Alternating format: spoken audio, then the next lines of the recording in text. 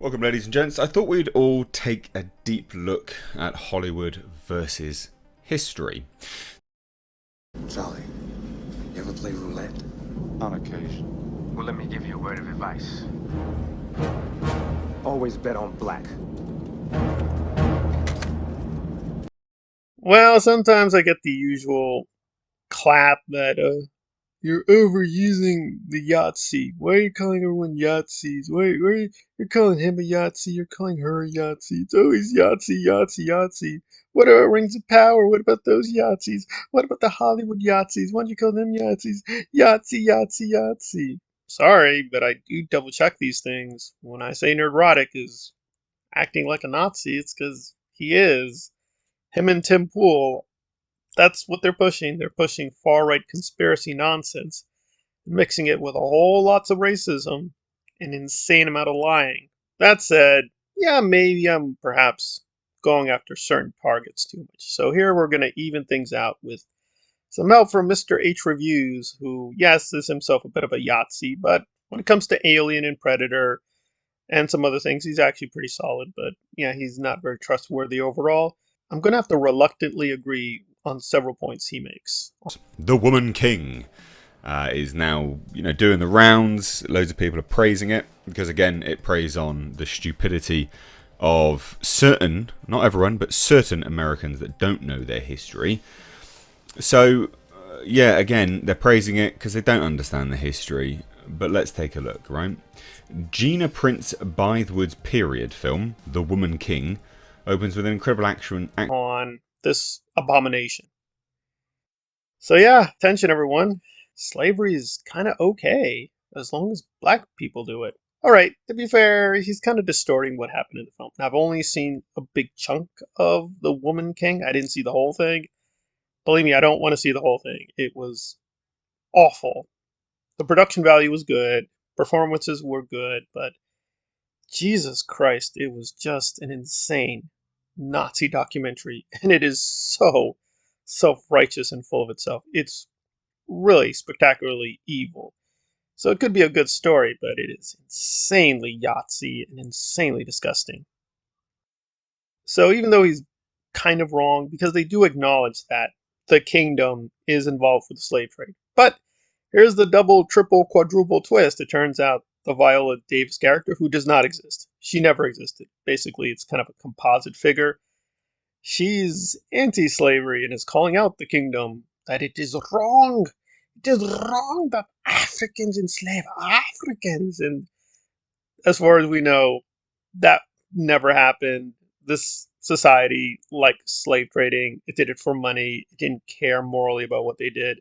He's wrong about particulars. Oh, and by the way, it's by the wood, not by wood. It's by the wood. So let's try to at least be accurate when we attack the black women. cannons. Only about 1,200 Agochi warriors survived the lengthy battle. Well, good. Fuck 'em. Bunch of slavers. Her actions contradict the anti-slavery stance of Naniska in the movie. I mean, this is just Hollywood rewriting history and people being so dumb that they don't understand it. Not least of all the actors. I do find it how he's still slipping in the racism, saying, "Oh, you stupid black people. You're so stupid. You're letting Hollywood manipulate your brain.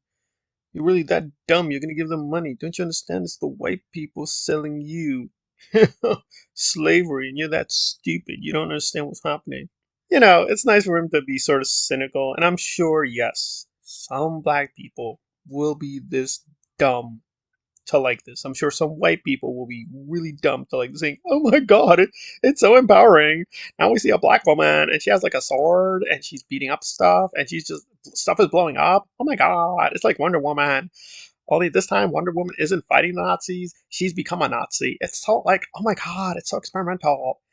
I'm sure there will be this audience is that gullible and stupid. But see, I don't think they are that gullible and stupid. I think they're trying to have it both ways. Like the Nazis, saying, "Hey, isn't history complex? Yeah, slavery was wrong, but there were good people. There were powerful female warriors involved. Let's look at that side of the story."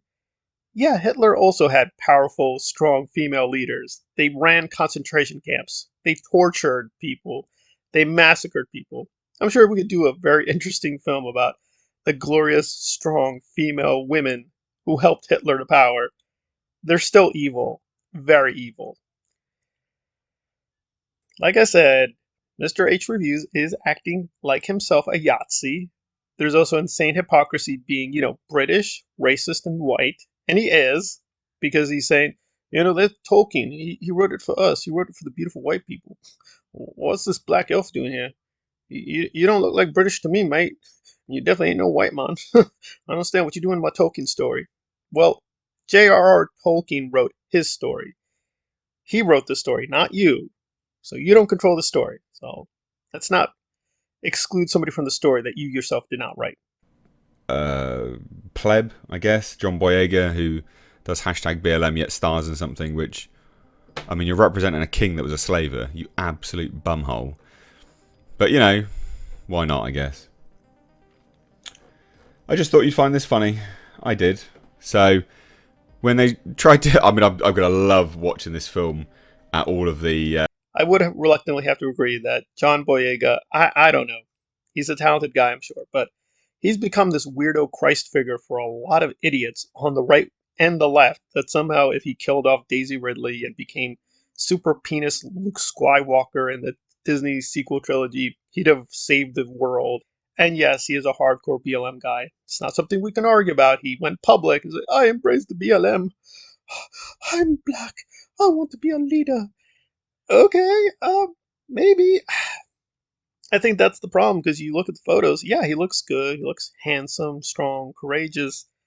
Yeah, it's fascist aesthetics to the full. Apparently, he thinks embracing it is morally good. Well, I don't think he's a stupid guy. I just think this whole weirdo pro-African ideology that some black people in America and now apparently Britain embrace, they're just being stupid.